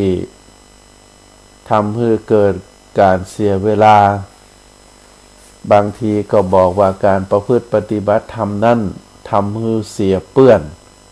ที่เคยสนุกสนานเฮฮาเคยกินเหล้ายาป่าปิ้งด้วยกันการประพฤติปฏิบัติธรรมนั้นเป็นเรื่องที่ทรมานเป็นเรื่องที่คับแค้นใจอาจจะคิดเป็นลักษณะแบบนั้นแต่ถ้าเราคิดพิจารณาให้ดีๆแล้วการประพฤติปฏิบัติธรรมนั้นเป็นเรื่องง่ายๆศรัทธาญาติโยมถามว่าเป็นเรื่องง่ายๆจะใดก็การประพฤติปฏิบัติธรรมนั้นเราบ่จำเป็นต้องนุ่งขาวห่มขาวเฮาอยู่ที่ไหนเฮาก็ประพฤติปฏิบัติได้ข้อธรรมะขององค์สมเด็จพระสัมมาสัมพุทธเจ้ามีถึง 84,000 พระธรรมขันธ์มีถึง 84,000 พระธรรมขันธ์เมื่อเราทำสิ่งใดที่เป็นสิ่งที่ถูกต้อง การการคิดการกระทำในสิ่งที่ถูกต้องบ่ผิดศีลบ่ผิดธรรมบ่ผิดกฎหมายบ่ผิดระเบียบวัฒนธรรมอันนี้ก็คือการปฏิบัติเกิดการการจะการกระทำและก็ความคิดที่ถูกต้องบ่ผิดศีลบ่ผิดธรรมจารีตประเพณีวัฒนธรรมที่ดีงามก็ถือว่าเป็นการปฏิบัติธรรมความขยันหมั่นเพียรตื่นแต่เจ้าทำหน้าที่ของตนเองคือสมบูรณ์อันนี้ก็คือการปฏิบัติธรรมการรักษาความสะอาดภายในที่พักที่อาศัยคือสะอาดสะอ้านคือเป็นระเบียบเรียบร้อยอันนี้ก็เป็นการปฏิบัติธรรมการได้ดูแลคนรอบข้างเป็นลูกแลพ่อดูแลแม่เป็นสามีภรรยาก็ดูซึ่งกันและกันเป็นพ่อเป็นแม่ก็ดูแลลูกเป็นลูกก็พ่อดูแลแม่ปู่ย่าตายายตามโอกาสตามเวลาเป็นพี่เป็นน้องก็ดูแลซึ่งกันและกันตามโอกาสได้ดูแลซึ่งกันและกันตามโอกาสตามเวลาอันนี้ก็ถือว่าปฏิบัติธรรมการได้ให้ความช่วยเหลือในเพื่อนบ่ว่าจะญาติพี่น้องจะเป็นสมาชิกตามสมควรคนนี้มีงานศพเอาของไปมอมคนนี้ขึ้นใหม่เอาปัจจัยต่างเอาเงินไปหอมตามสมควรตามฐานะคนนี้เปิ่นทำบุญให้พ่อให้แม่ได้ไปร่วมว่าเปิ่นมีงานเอาโครงการไปร่วมก็ถือว่าเป็นการปฏิบัติธรรมตั้งนั้นการปฏิบัติธรรมก็คือการทำในสิ่งที่ถูกต้องถูกศีลถูกธรรมถูกกฎหมายบ้านเมืองเฮาถือว่าเป็นการปฏิบัติธรรมตรงกันข้ามถ้าเฮาทำสิ่งใดสิ่งหนึ่งมันผิดศีลผิดธรรมผิดกฎหมายบ้านเมืองผิดจารีตประเพณีวัฒนธรรมผิดในอันนั้นเฮาถือว่าบ่ใช่เป็นการทำเป็นการล่วงละเมิดธรรมะเป็นการทำสิ่งมันบ่ก็เป็นฝ่ายอกุศลเป็นบาปเพราะฉะนั้นเมื่อเฮาตั้นทั้งหลายได้ประพฤติปฏิบัติธรรมได้สิ่งที่มันทำถูกวินัยถูกระเบียบประเพณีกฎหมายสิ่งที่ตวยมาก็คือทำให้เฮานั้นบัดทุกข์ใจมีแต่ความภาคภูมิใจมีแต่ความสุขใจตรงกันข้ามถ้าหากว่าเฮาทำเฮาเฮาคิดสิ่งที่มันบ่ถูกต้องสิ่งที่มันผิดศีลผิดธรรมผิดกฎหมายประเพณีวัฒนธรรมผิดจารีตที่พ่อแม่ปู่ย่าตายายเคยกระทำมาถ้าหากว่าคืนทำไปก็จะเกิดแต่ความทุกข์ความบ่สบายใจความผิดกฎหมายบ้านเมืองเพราะฉะนั้นท่านสาธุชน พุทธบริษัททั้งหลาย สุโขปุญญัสสะอุจจโยการได้สั่งสมคุณงามความดีการได้สั่งสมซึ่งปุญซึ่งกุศลความถูกต้องตามระเบียบวินัยตามกฎหมายประเพณีตามวัฒนธรรม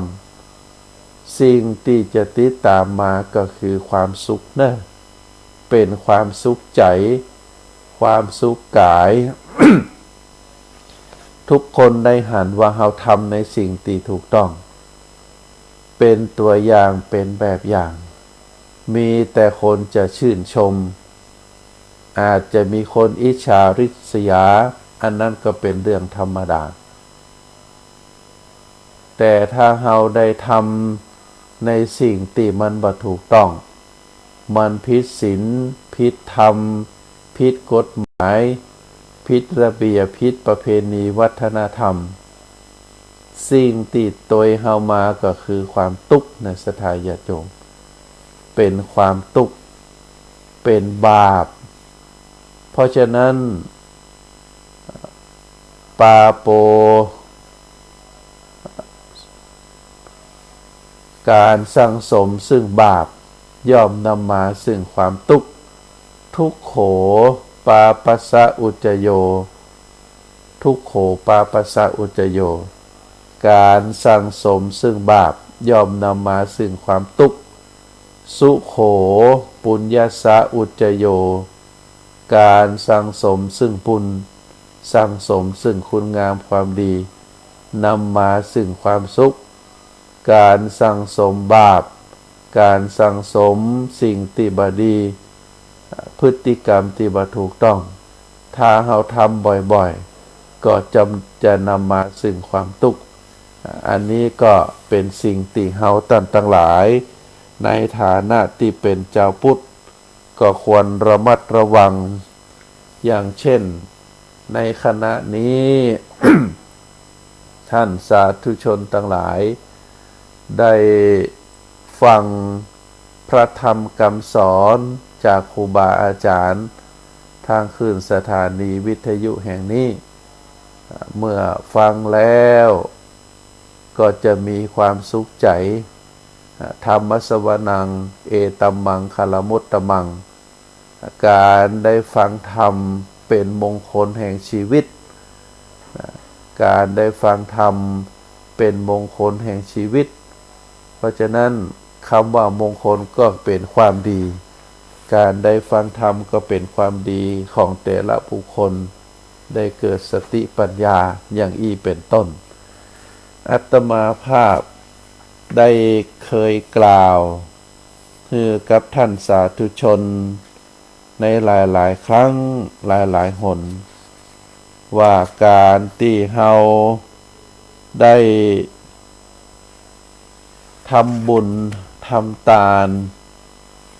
ก็มีหลายอย่างหลายประการการทำบุญทำทานก็เป็นการสะสมบุญเป็นการสะสมสั่งสมคุณงามความดีดังนั้นเพราะฉะนั้นการก่อบุญก่อกุศลให้กับตัวเองในเบื้องต้นก็เป็นบุญกิริยาวัตถุบุญกิริยาวัตถุก็คือสิ่งที่ก่อให้เกิดบุญเกิดกุศล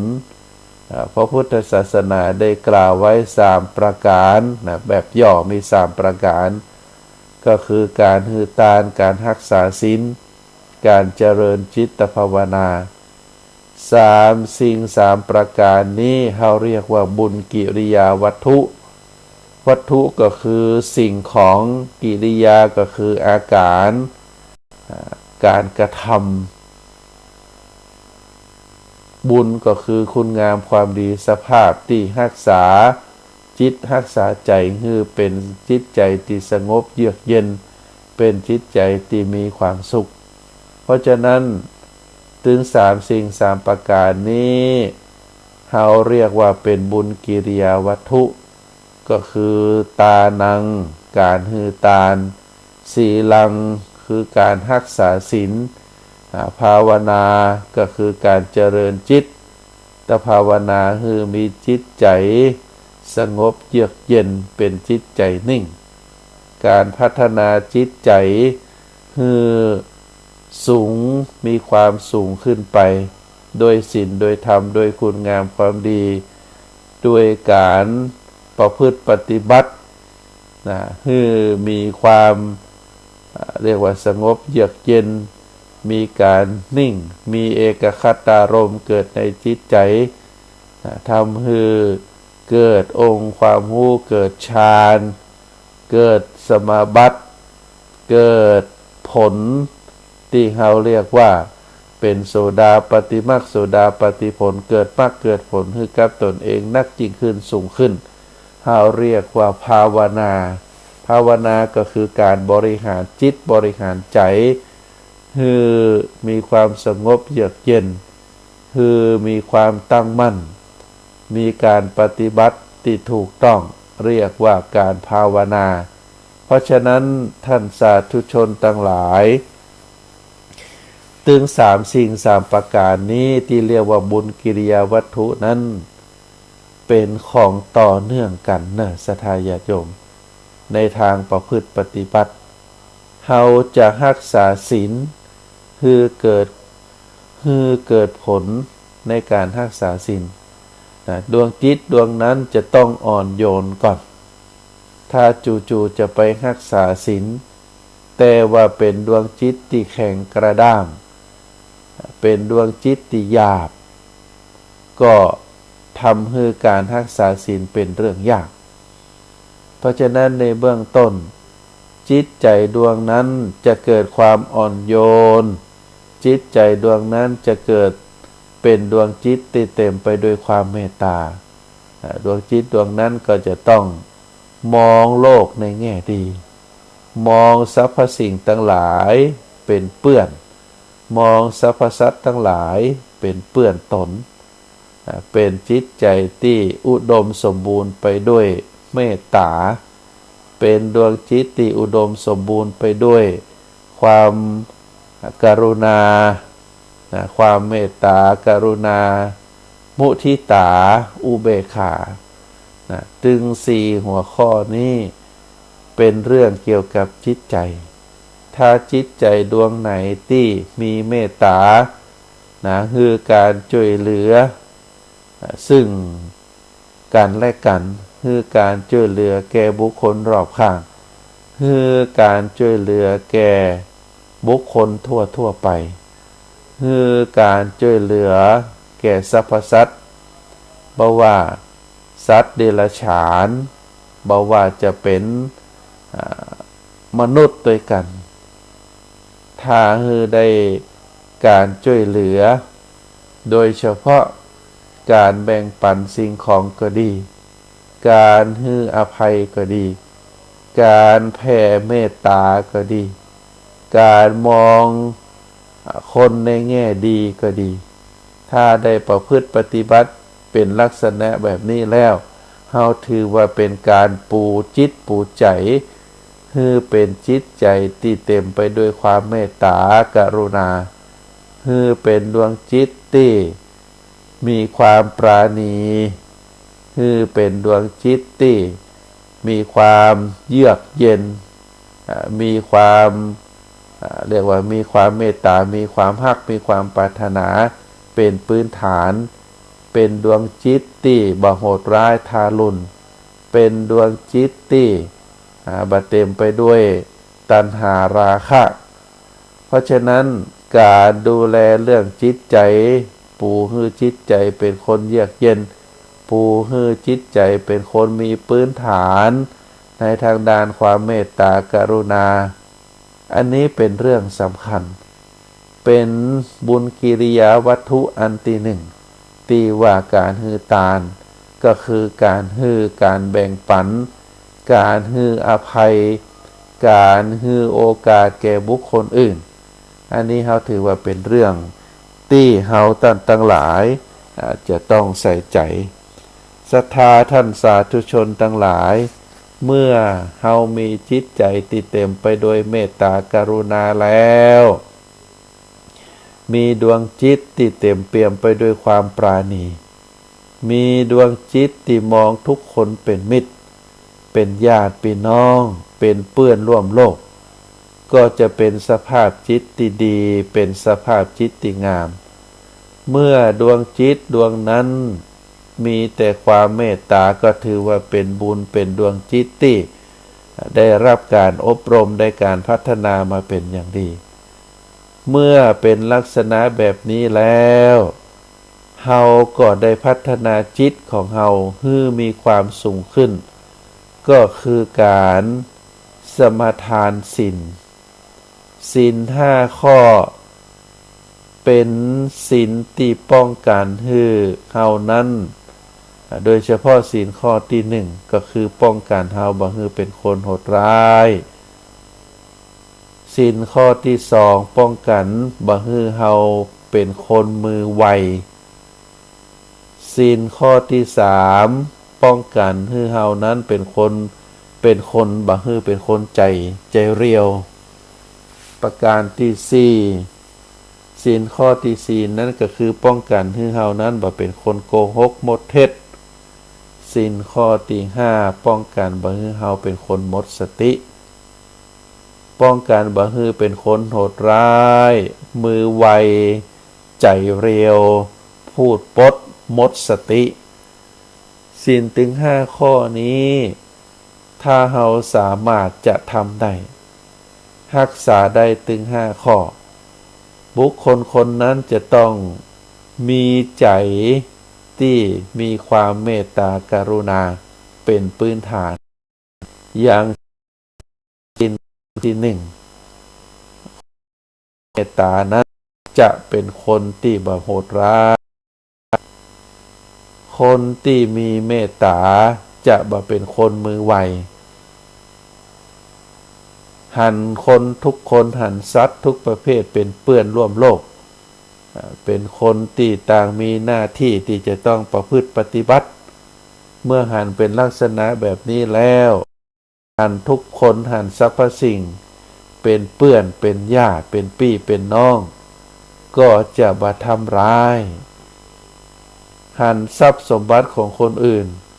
เหมือนกับก้อนวัตถุบ่ใจของเฮาบ่ใจเป็นของเฮาเพราะฉะนั้นถามว่าจะมีเป็นคนมือไวขโมยขโจรนั้นก็จะบ่เกิดขึ้นเป็นคนป้องกันบ่เป็นคนใจเรียวคนมีศีลมีธรรมโดยเฉพาะคนมีเมตตานั่นก็หันทุกคนเหมือนพี่เหมือนน้องเพราะฉะนั้นก็จะบ่ด่วนใจเรียวบ่ประพฤติผิดศีลข้อกาเมสุมิจฉาจารคนที่มีจิตใจเมตตาปราณีเป็นจิตใจที่เต็มไปด้วยธรรมะนั้นก็จะบ่เป็นคนขี้ปดแล้วก็จะบ่ล่วงละเมิดศีลข้อที่5ในการดื่มสุราเมลัยตลอดยาเสพติดสิ่งเสพติดทั้งหลายอันนี้เป็นสิ่งที่คนเฮาทั้งหลายสามารถวิเคราะห์สามารถดูได้ว่าคนที่มีจิตใจมีความเมตตานั้นก็สามารถที่จะรักษาศีล5ข้อครบเป็นการส่งผลซึ่งกันและกันเป็นการส่งผลบุญกิริยาวัตถุข้อที่1สู่บุญกิริยาวัตถุข้อที่2ก็คือการรักษาศีลเป็นบุญที่สูงกว่าเป็นบุญที่อุกฤษบุญอันที่1เป็นบุญพื้นฐานบุญขั้นที่2เป็นมหาบุญเป็นมหาบุญเป็นบุญอันยิ่งใหญ่ที่ยิ่งใหญ่ที่เราสามารถรักษาศีลถึง5ข้อได้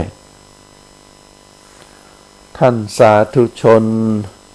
พุทธบริษัททั้งหลายเมื่อเราสามารถที่จะรักษาศีลถึง5ข้อได้โดยความบริสุทธิ์โดยความเต็มใจการประพฤติปฏิบัติเป็นนิสัยถาวร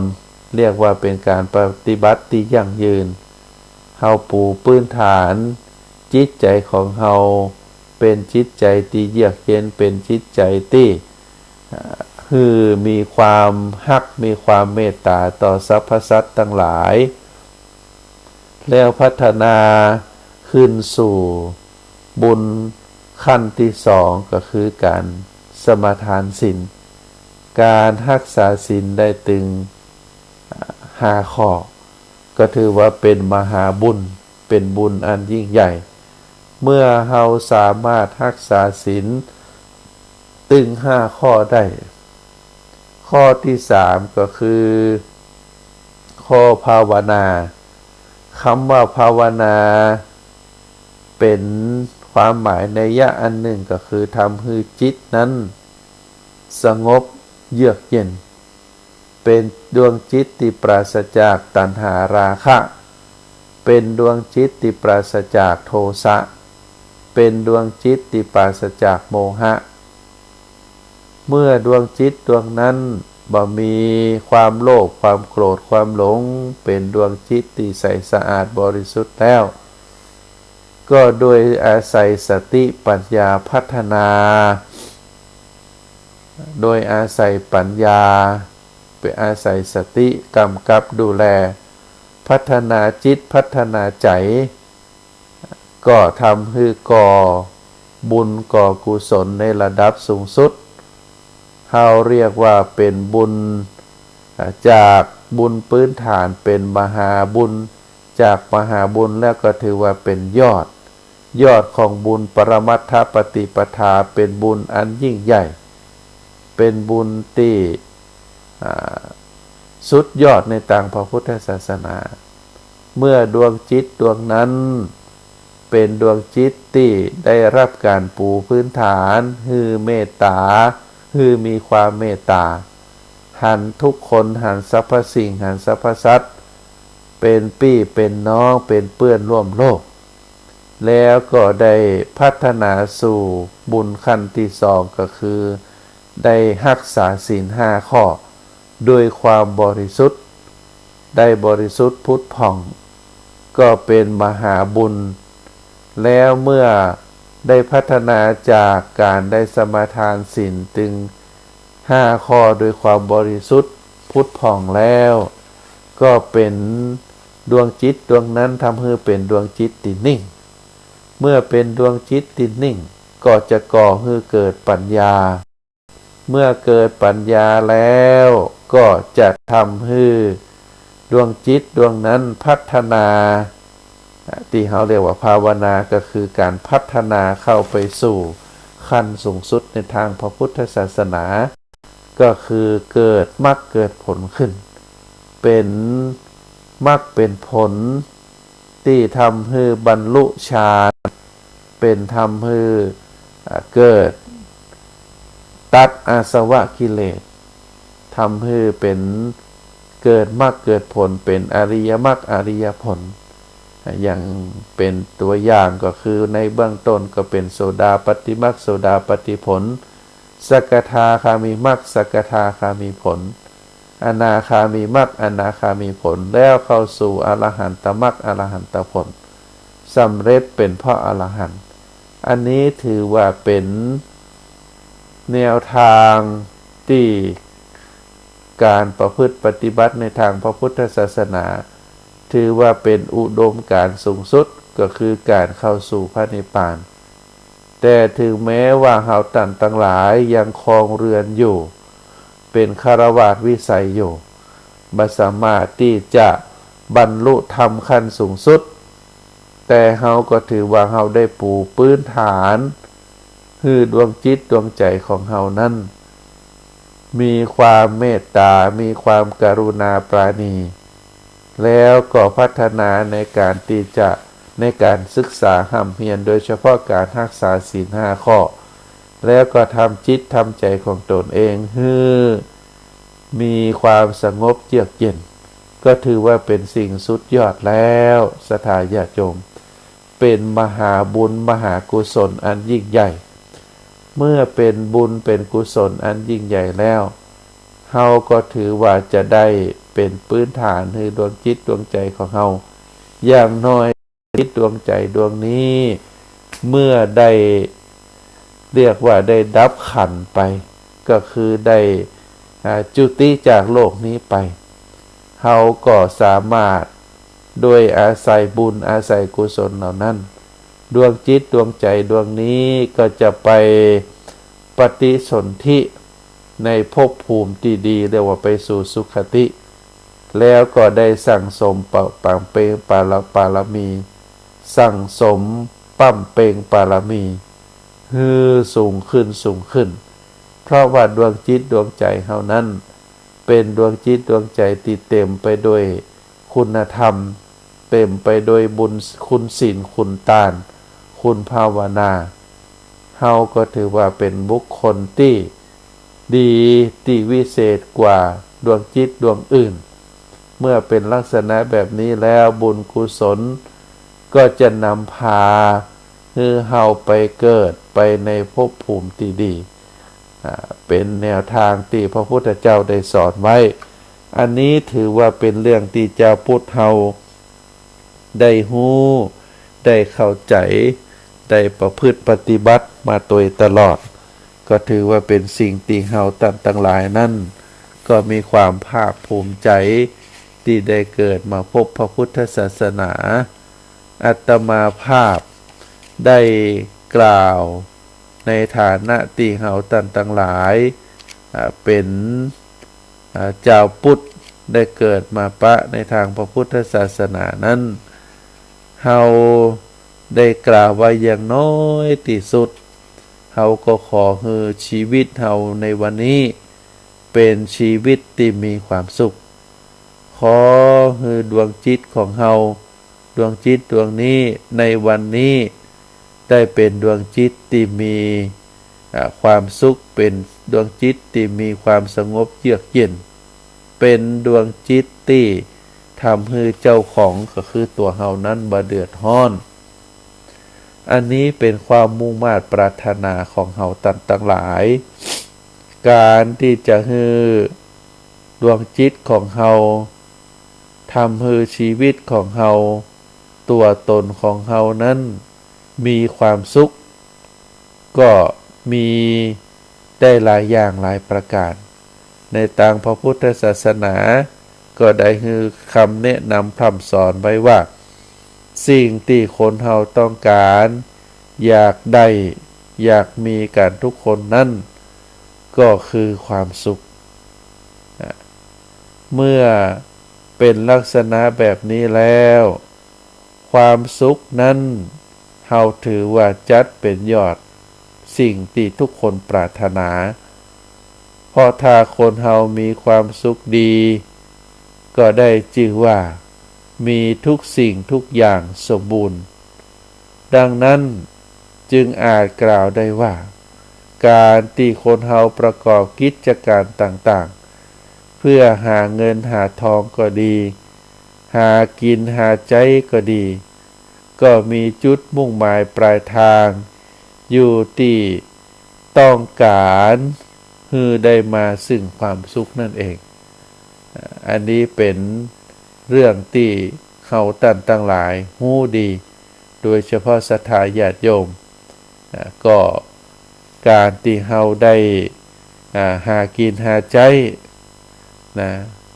ก็เพื่อที่จะให้เฮานั้นได้มีความสุขบ่มีความทุกข์บ่มีความอัตคัดขัดสนบ่มีความเรียกว่าเกิดความแล่นแค้นเกิดความทุกข์เกิดความทรมานเกิดการที่เรียกว่าทำให้ชีวิตนั้นมีความอยากแค้นอยากจนเพราะฉะนั้นสิ่งที่เราต้องระมัดระวังและก็สอดแสวงหากันนั้นก็คือความสุขแต่ความสุขนั้นย่อมมีเหตุมีผลคือเกิดเนิ่นศรัทธาญาติโยมความสุขนั้นมีเหตุมีผลคือเกิดบัจจัยอยู่แล้วก็จะเกิดขึ้นกับคนใดคนหนึ่งได้อยู่แล้วก็จะเกิดความสุขในชีวิตของคนใดคนหนึ่งได้โดยเฉพาะความสุขในระดับเจ้าบ้าน หรือความสุขในระดับเจ้าโลกทั่วไปเฮาสามารถแสวงหามาได้ฮื้อแก่ตนนะเรียกว่าสามารถแสวงมาฮื้อแก่ตนได้ย่อมมีเหตุเกิดความสุขนะมีเหตุที่จะก่อให้เกิดความสุขท่านโดยเฉพาะในทางพระพุทธศาสนานั้นได้กล่าวถึงที่จะเกิดขึ้นในนั้นมาจากสาเหตุ3ประการในระดับเจ้าบ้านความสุขจะเกิดขึ้นใดนั้นมาจากเหตุ3ประการประการที่1ก็คือความสุขที่เกิดจากการมีทรัพย์สมบัติประการที่2ความสุขเกิดจากการมีเกียรติยศประการที่3ความสุขที่เกิดจากการมีไมตรีจิตทั้ง3สิ่ง3ประการนี้